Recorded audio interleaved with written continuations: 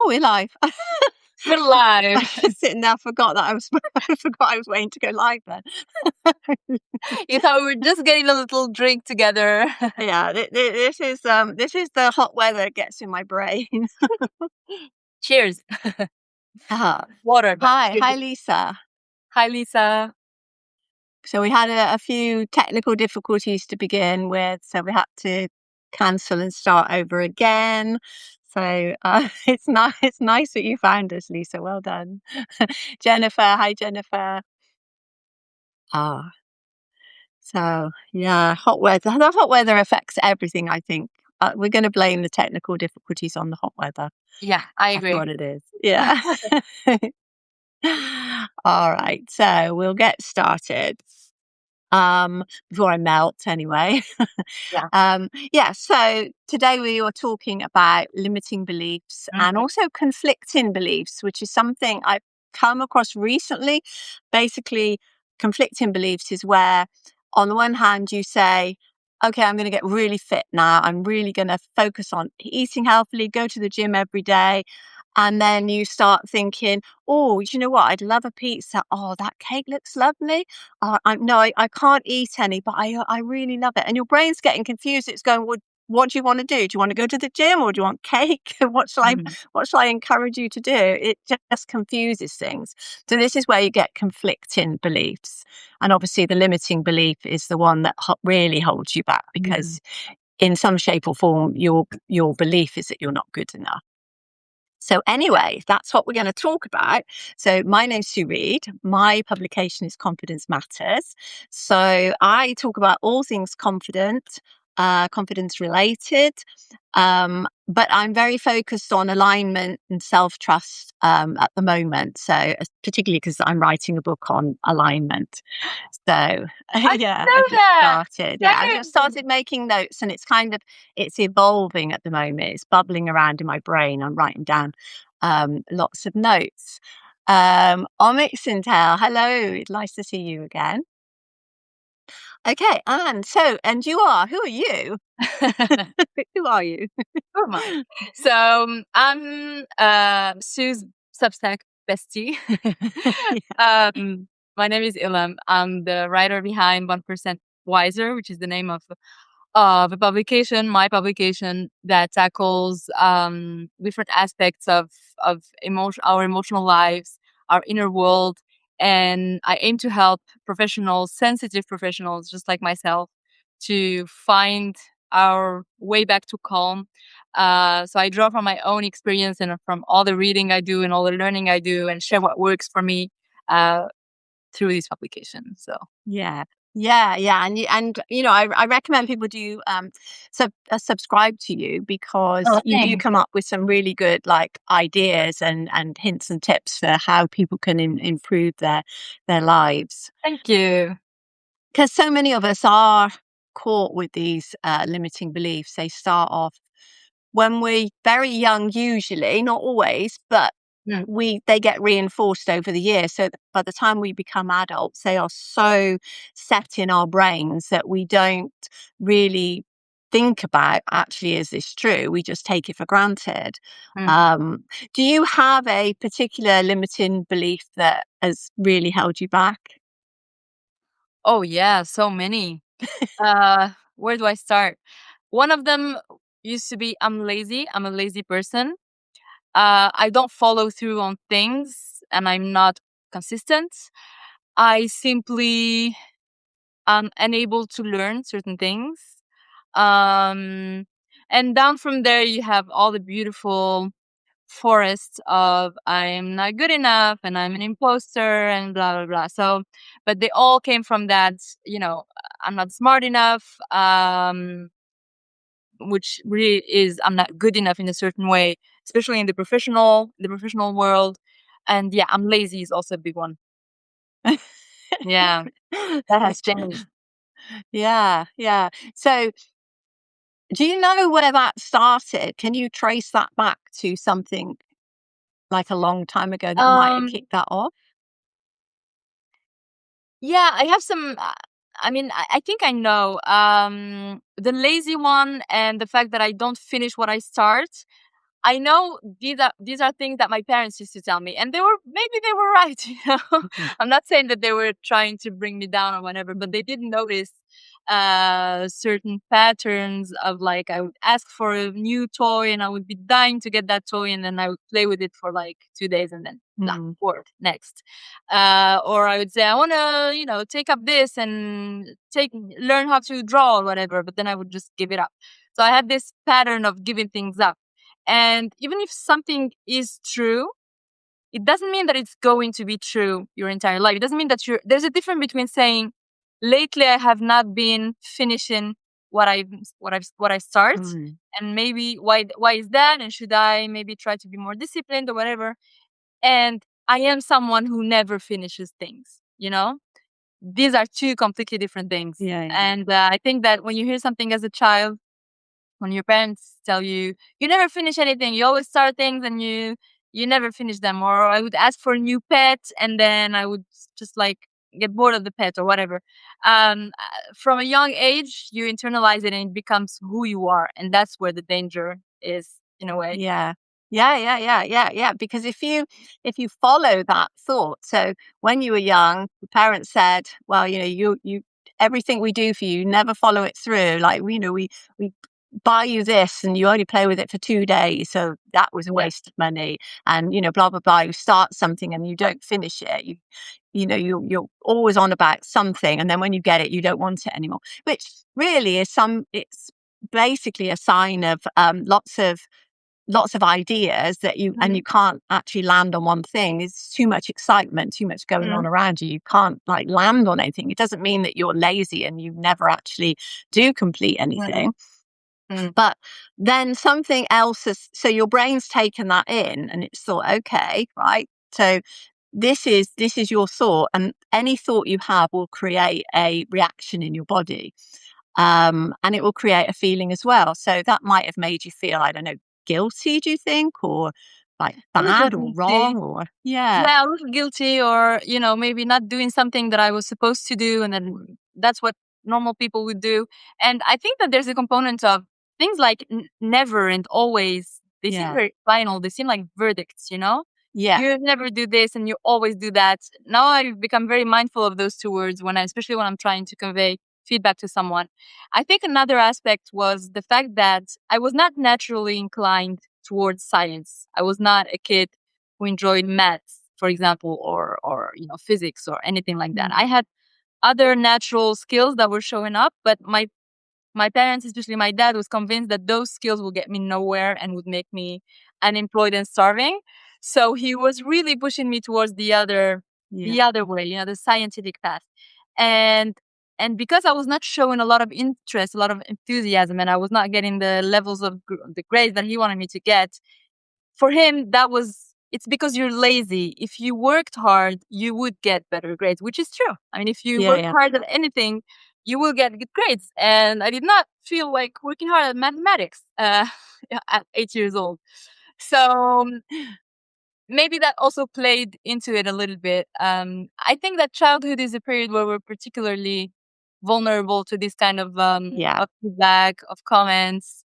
And even when they come from well-intentioned parents who just want the best for you, sometimes you end up believing them. And then naturally, when you believe something, we all have confirmation bias. So we start to look for things that confirm it. So Yeah. every time I was procrastinating on studying, it was because I was lazy.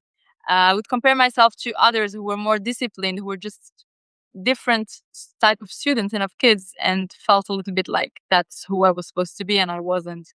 And that's where it's really the fixed aspect of it that's not good, because that's the limiting part. When you see it as something fixed, as an inherent part of who you are, it feels like a condemnation. You are forever condemned to be a loser. Boom. I think. What about Yeah. you? Did you have Yeah. any? Yeah. No, that's absolutely right. Because um when that thought gets instilled in your brain, so your brain looks for patterns all the time. So any further thought you have in the future, it will check back to say, have we seen this before? Has this happened before? And so any time that maybe you start a project and you think, oh, I'm going to leave this, I can't do it. Maybe you're only leaving it till later. Maybe you have every intention of doing it, but for that minute, you're not doing it. And your Mm. brain thinks, okay, I recognize this pattern. This is the lazy Ellen pattern, isn't it? This is what we Mhm. do. We don't finish things. Yeah, yeah. And so it puts that down in its little notepad or whatever your brain does and says, Mhm. right, okay, that's another example. And then something else happened. It says, oh, okay, there we go again. Still Yeah. lazy, still not finishing things. And as you get older, it's just getting more and more ingrained in your brain. It forms that neural pathway, and Mm. which is very, very difficult to get rid of. So for me, my main my main limiting belief was not being clever. Mm. And that was, I mean, what does that even mean? You're not Yeah. clever. So, but that was because I had a younger sister who like passed everything. She always got 100%. She probably didn't, but in my head, she always got 100% Mm. and I didn't.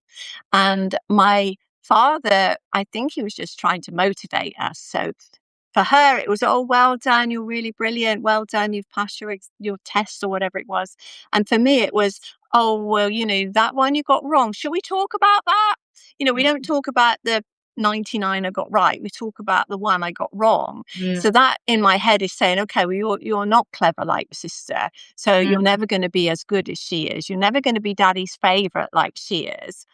And this all builds up inside you. So then even up to well, even now, really, although I recognize it now, but if I'm talking to somebody who is highly intelligent, and the first person that springs to mind is Dr. Bronze Rice, who is Mm. on Substack and is lovely. He's the lovely, lovely man. He's actually really quite nervous and shy.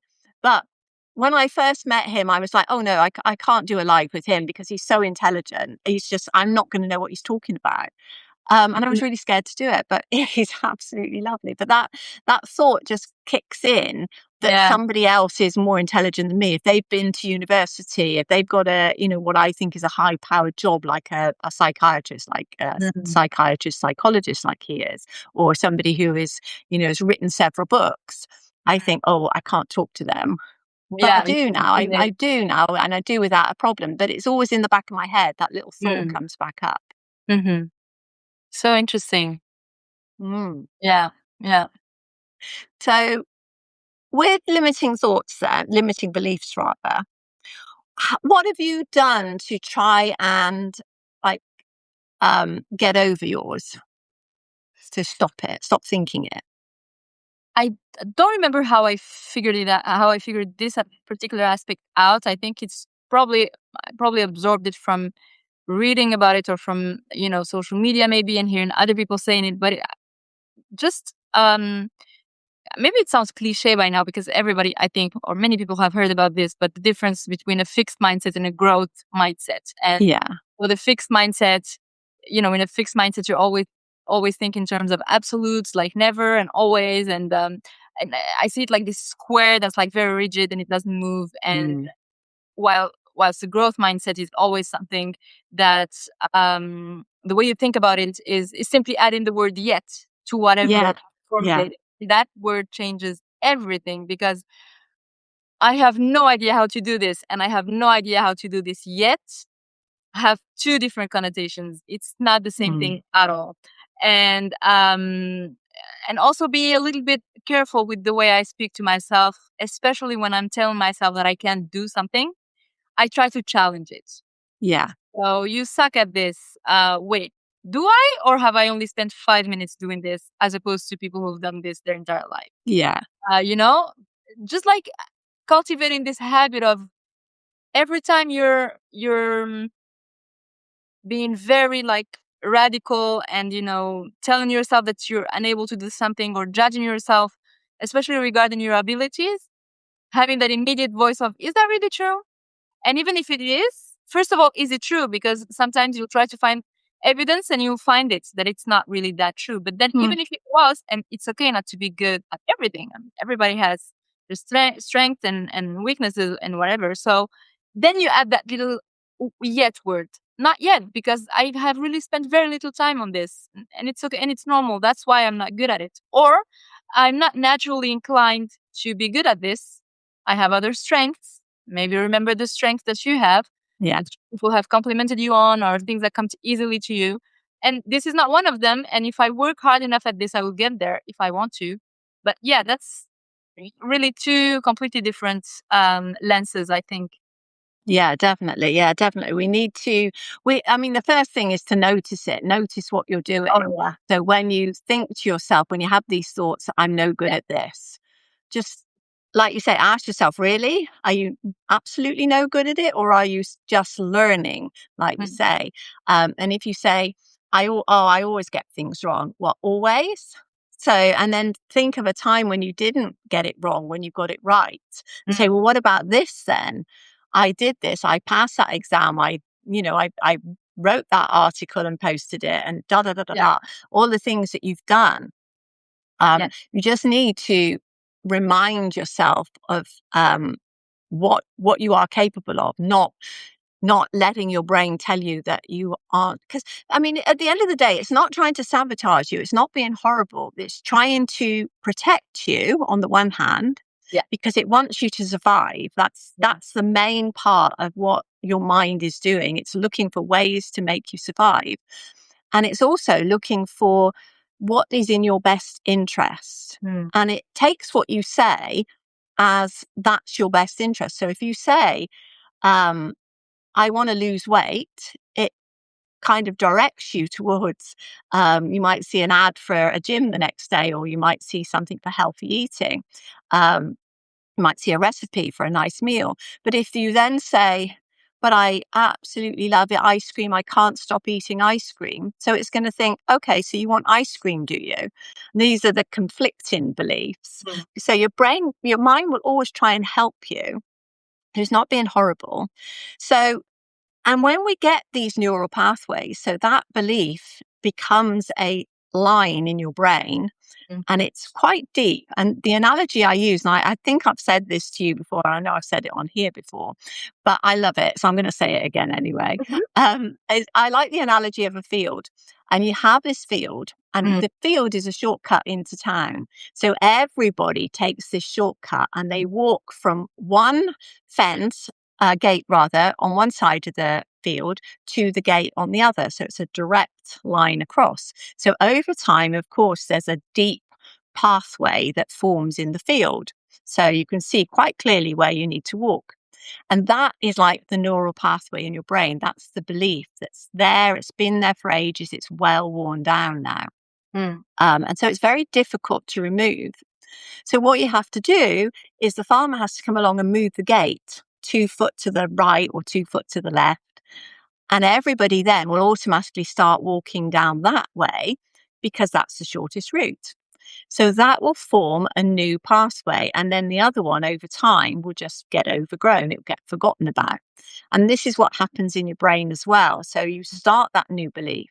So instead of believing I'm lazy, believe I do get things done in my own time. So I'm not lazy. I just take a little while to really do it well. mm, And for me, it's not that I'm not clever. So I can forget that I'm not clever limiting belief and think to myself, I have passed loads of different exams. I've got qualifications. I did really well in my career. Those are the beliefs I need to have now, that I am actually very good at what I do. It doesn't matter that I'm not, as clever as a psychologist or somebody mm, who's been to university, because that's not going to affect my life, mm, but I'm good at what I do. I tell myself now, and I've been saying it out loud, that I am a master of confidence and self belief, which sounds a little bit arrogant. But if I can believe that, then that is what I will become because I'm believing it. mm. And actually, I really think that this work it's not just personal development, blah, blah, blah. It's not just mainstream slash personal growth talk. It's really the difference between one reality and a completely different Yeah. one. Because our beliefs, they lead to thoughts. They lead to the things that are gonna, that we're gonna have in the kind of inner narrative that we're gonna write and script, and the inner dialogues we're going to have, and these are going to generate very real emotions that are gonna show up both in the way we feel, but also like very real physiological responses, hormonal responses in our bodies. And that will lead to specific actions. And those actions over time end up shaping the life that you have. So it, I don't want to get really dramatic here, but it's really dramatic. It's really important Yes. that people do this kind of work. It's life-changing work. Just as an example, like just this week, I have been thinking, I think it was this weekend on a walk, and I was like, I really have these big dreams with Substack, like not only writing, but also maybe someday having like a podcast, like a very cool one, something I can be proud of, and maybe like doing speaking events, like in big conferences, and then I was like, but wait a minute, and honestly, and I'm not like trying to fish for sympathy or compliments or anything. I'm like telling you exactly what went through my mind, and then I thought, but wait, you're doing the Substack thing in your fourth language. Like English is your fourth language. You are absolutely not articulate in English. You actually every time you're on a live, you pause a lot. You're always looking for words. You make grammatical mistakes. Writing, okay, with a written piece, you take your time, you edit it, you look for typos, but it's not the same when you're speaking. So, should you really have done the Substack thing in English? Shouldn't you have picked another language? Um, yeah, maybe you should have done it in French. You're a much better speaker in French, and but you don't like doing it in French. Yeah, and then I know, and I swear to you, I am 100% convinced that this kind of narrative, that's like a script. You could print it out. It's like written text that went through my mind. An old version of me would have been completely crushed by that thought, and it would Yeah. have been enough to have me quit everything. It would have been like, what's the point? Why am I even doing this? And I swear to you, I know I would have stopped. I would have been like, no, I need to think about this some more and find something else. And I would have quit just like that. And instead, what I did was notice the kind of limiting thoughts I was formulating, and I responded to myself, and I was like, okay, but remember, the yet thing. You're not articulate enough yet. You're not a fantastic public speaker yet, but you'll do it once and twice, and you will get better at it eventually. And even if you don't end up being a public speaker, well, Substack might take you somewhere else, though. And then just like that, I shoved the thought and moved on to thinking something else. And I'm Yeah. still today speaking with you, and not feeling, I'm doing completely really paralyzed well. by the fact that I'm not, that I'm speaking my fourth language. So this is just an example, but the consequences can be very real. So if you're someone who tends to just, brush off this kind of talk, and just it feels like a bunch of, wellness slash self-help, I don't know if you can swear on your line, bullshit. I really ask you to reconsider, because it does sound like it's soft talk and it's like, emotion talk, but these have this can mean a certain path in life or another one. It can mean regrets, or being a self-fulfilling person. It can impact our relationships, our work. Um, yeah, I feel very strongly about this, if you couldn't tell. I would never have guessed. I mean, I don't like the term self-help because, the word help means that you're in trouble and you need somebody to come and save you. So I don't like self-help. I quite like personal development because it's developing yourself to be a better person, better life. But I like brain training. Mm-hmm. I like training your brain, or brain fitness, or mental fitness. I love mental fitness actually because it's like going to the gym for your brain, isn't it? You're exercising your brain. You're getting it to think in different ways because your poor old brain is all it's trying to do, like we said, is protect you, and it just wants things to be easy. Mm-hmm. And that's another problem with the brain, is that it will always take the easiest route. So it doesn't like to have to think too much. It has the power to think too much, but that takes energy. And it thinks, I'm going to preserve as much energy as I can. So if, you, on the one hand, you're thinking, well, do I want to finish this course? I'm really tired. Then your brain's going to think, well, just go to sleep then. Yeah. Let's not think about it anymore. Just go to Yeah. sleep. It doesn't say, no, come on, we can get this done. So you've got to train your brain to think, no, actually, you told me that you want to be a public speaker. So this course is important to you. You need to get it finished. Now, if you keep telling your brain that it's important to you, it will pick up on that, and it will also bring you other resources as well. So I think we need to start looking at our brain and our mind as the powerful engine it actually is. Because at the minute we're letting it off the hook, we're just letting it go to sleep whenever it wants to. Just okay, Yeah. that's fine. Eat that cake. Don't worry about it. Mm. It Yeah, needs to yeah, be yeah. saying, no, get on, get to the gym. That's what you told me you wanted to do. Makes all the difference, right? Yeah, Mm. yeah, Bringing yeah, that tension to things and going a little bit, doing a little bit of an extra effort to get your brain there. Hmm. yeah, yeah. And I think it's also important because every time you get yourself to do what you said you were going to do, you're generating proof Mm, to yourself that you actually are able to do things, and that same proof will help you, will build your muscle when it comes to destroying those limiting beliefs. Because you'll have more credibility with yourself. So the next time you're like, oh, because I'm lazy. And you can be like, wait a minute, are you really lazy? Remember yesterday you said you were going to clean the bathroom and you did. So maybe you're not lazy. And actually just a little, I'm going to go on a little tangent here, but just the word lazy also, when it comes to challenging that, I know that every time I'm lazy about doing something or procrastinating, unless it's something physical and I'm tired, like cleaning my house. But generally speaking, when I'm procrastinating, it's very often just a matter of fear. There's mhm. something there scaring me, and that's why I've been pushing it off. And it might not look like fear in the moment, but every time I dig a little bit in, it's always fear of making a fool of myself or fear of doing something wrong and messing it up. And it's also the kind of thing that you figure out the more you challenge the belief. Because before I would have just stopped at lazy. Yeah, it's because I'm lazy. But now I dig a little deeper and now I know every time I'm lazy about doing something, that's a little flag for me to look a little closer. Hmm. Yeah. I mean, the word lazy has such a negative connotation. It does in England anyway, in English. Hmm. So I would not use that word at all. And if it comes up in your head, I'm just being lazy. No, I am not lazy. I'm not letting that word in anymore. I Hmm. would block it because it has a negative Hmm. Connotation. connotation.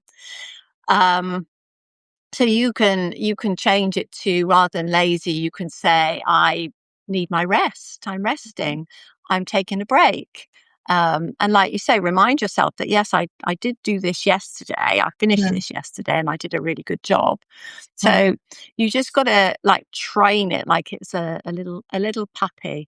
Hmm. The lady that wrote Visualize she's very prominent on LinkedIn. I don't think she's on Substack. Maya, I want to say Ratura. I think that's her name, Maya Ratura. She wrote Hmm. Visualize.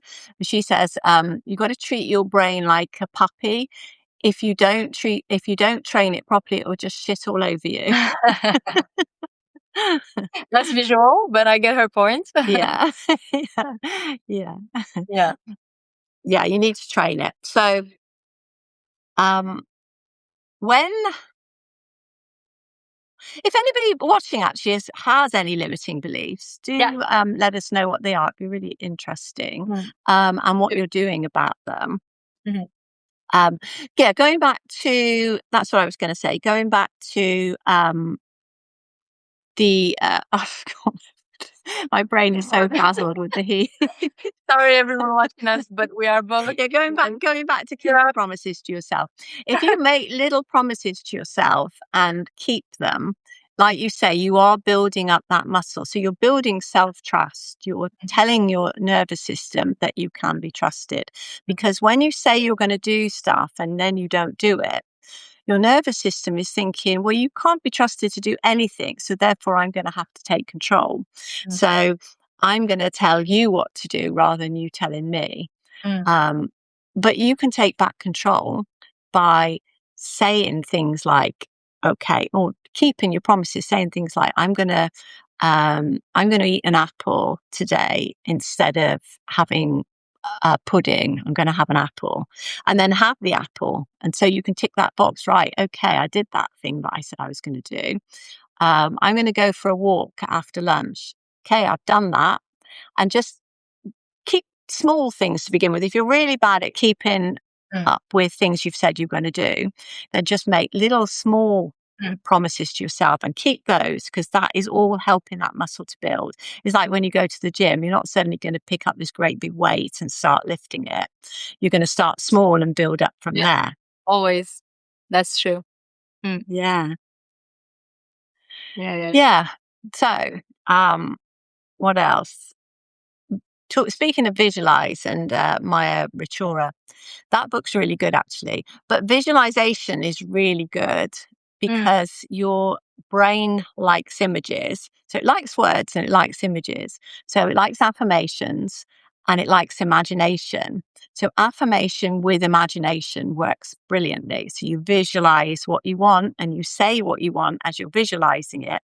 So mm, if you want to be a public speaker, for example, you would say, not I want to be a public speaker, I am a public speaker. I am a public speaker, and see yourself standing on that stage in front of, I don't know, thousands of people mm, talking and doing a really good job. You can have a standing ovation. You can make it as dramatic as you want, like people standing up and clapping, and they're giving you an ovation for the next half an hour. They were so mm, impressed. But that really, really imprints on your brain that this is what we do. Okay. And then it will start to attract things to you that are connected to public speaking. So you might see an Absolutely. ad and you think an opportunity that Mm, you want to go for. You might hear somebody saying, well, I saw you on that live, Ilham. You were brilliant. Could you come and do a live with me? Can you come and do this talk for me?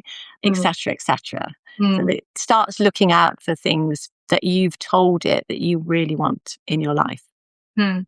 And these kind of practices, they work. I know manifestation has now been um, kind of misused so much that it's become kind of this woo woo thing, like the stars and the universe. And I mean, you can be as woo woo as you'd like about it, if that's also makes you feel good, like no judgment there. But there's also a lot of scientifically proven what you just described. Yeah. I'm not able to like explain it the way neuroscientists would, but it's just the same thing. Like when you're buying, like one day my boss was given this big white Tesla car, and I had never noticed a single Tesla on my way to work, and now they're all I can see. White Teslas are everywhere. I even told my husband, like, is everyone here buying a white Tesla? And it's just because my boss's new shiny Yeah. car brought everybody's attention to it, and people were talking about it. And so now I was seeing them everywhere. And that's the same concept behind manifestation and what you just visualizations. Yeah. Just That's like all it is. start Yeah. when you start seeing it, you start picking up on opportunities and cues that you would normally completely ignore. And that's where limiting beliefs are also can be harmful, because if you're closing yourself, you're building yourself into this little, cage, and closing yourself off to the world by thinking I'm this way. No, I'm too structured. I'm not creative. That's also used to be a very big one for me. I am not a creative person. Um, you close yourself to, it's like the horses that wear, I don't know how they call them in Hmm. English, but you close Blinkers, your attention blinkers. span, Mm. you and you start missing opportunities that you would otherwise see. And that's why this work is important as well. Yeah. And don't get too impatient or discouraged if you're like, okay, for example, I heard Sue and Ilan talking about this, and yeah, I'm gonna do that. And every time this thought comes up in my mind, I will fight it, and I will, challenge it. And you do it once and twice, and then it doesn't work. And it didn't work for me. Yeah. This work takes a long time. It can take months, it could take years.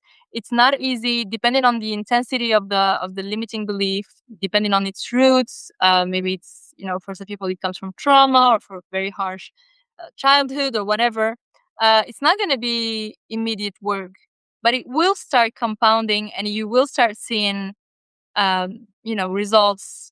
I think the results can come relatively soon, and then they compound over time. And it's always better to start, even if it takes a long time, than never to start at all and end up in the same place or worse years from now. Yeah.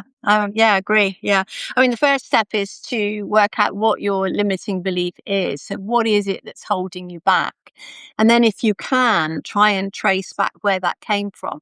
I think it's important to know where it came from or to have an idea where it came from, because it kind of, it starts to make sense then. You can see that, like with my sister, I can see now that that's where, like, it started. Okay, I'm not clever enough. So then I go along and every opportunity comes up and think, oh, I can't go for that because I'm not clever enough.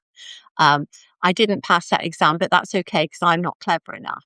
It wasn't that I didn't even bother trying because I thought I'm not going to pass it anyway. It's 'cause and once I started to believe in myself, I remember, and I know I've said this before on lives, but I remember when I first, I mean, I did pass exams at school. I struggled, but I passed, not with brilliant grades. But the first exam that I passed, and I passed with flying colours, like I did Yeah. really, really well, was a mortgage qualification to be a mortgage advisor, because I worked in, my career was in banking. And I took this exam, and I really, really wanted to do this job. I was like a bank clerk and I wanted to be a mortgage advisor. And so I took this exam and I really, really studied for it.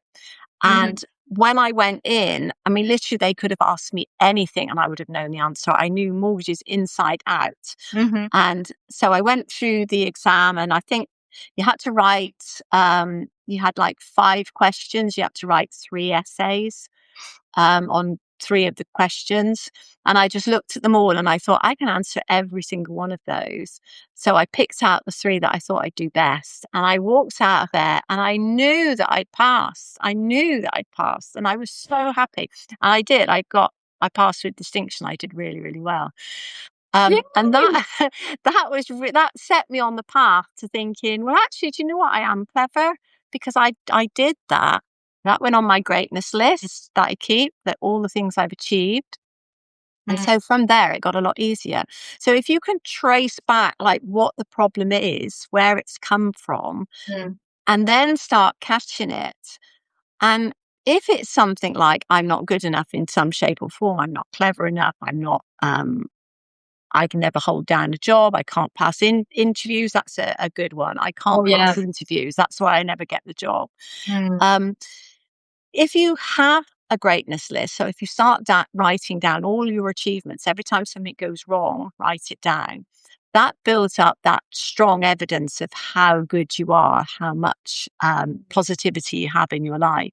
Mm. Another great exercise that I've been doing a gratitude list, and I've been doing gratitude on Substack. People might have noticed. And I do a gratitude list, but I've also, on top of my gratitude list, just recently, I've started doing 3 things that went well the day before. So I do it in the morning, 3 things that went well. And I not only say what went well, I say why I think they went well, what it meant to me, and how I can do more of that in the future. Mm. And that, it only takes about 15 minutes to write that out. But it has such a great impact because you are really, really strengthening Mm. your self trust, your belief in Mm. yourself. And that, that you can use that to smash out any limiting Mm. beliefs.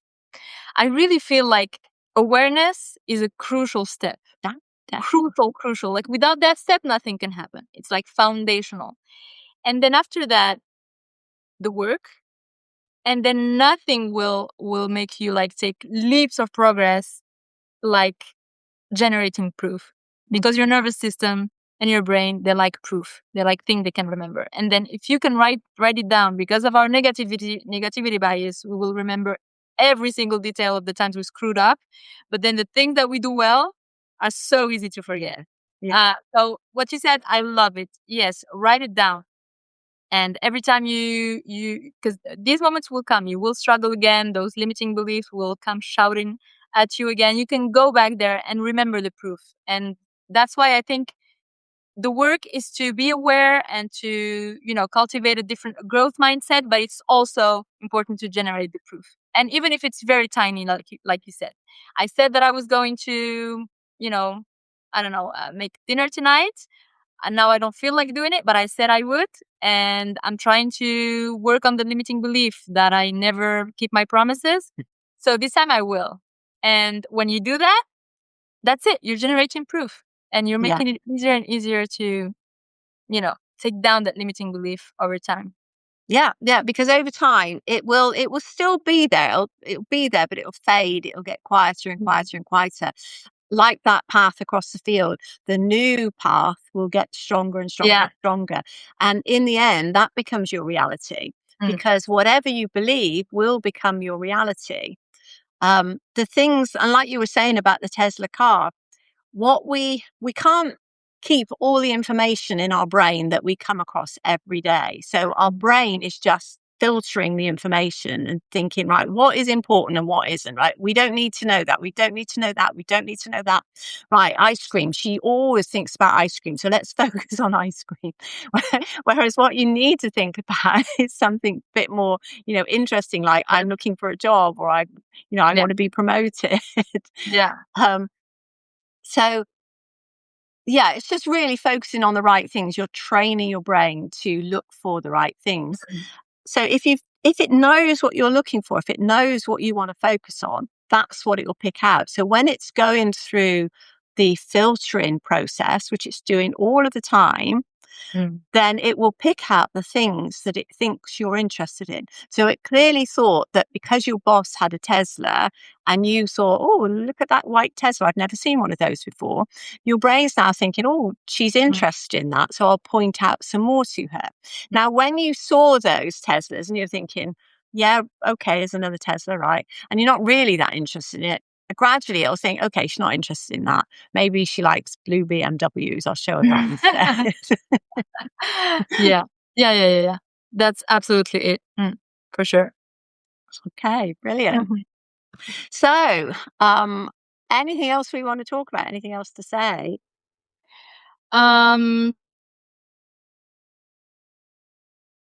no, maybe just also, in addition to writing down the things that you achieve and the things that you do, etc., also try to pay attention to the kind of good feedback that you get, the kind of kind of things that Yes. people compliment you on, or the kind of things that seem like play to you, but others find it very tiresome, or if it feels like work to others. Um, and that will come in very handy at a time where a limiting belief comes screaming at you, and you need to respond to it, and you need to say things like, okay, this does not come naturally to me, or this is something that I struggle with. I do have other skills and other things that I do well. I'm a good friend, daughter, or whatever. I'm good at this or at that, and this is something that I will work on, and that helps. It takes away, I think, some of the power of the limiting belief of Mm, making you feel worthless or yeah. small. Yeah. Because the thing here is not to lie to yourself. Like, if you're not someone who's good at math, don't start telling yourself that you're great at math, because your brain will call bullshit on that. It'll be like, are you kidding me? Like, no, you have to, okay, I'm not good at math yet. Um, but if I worked harder, I would figure it out.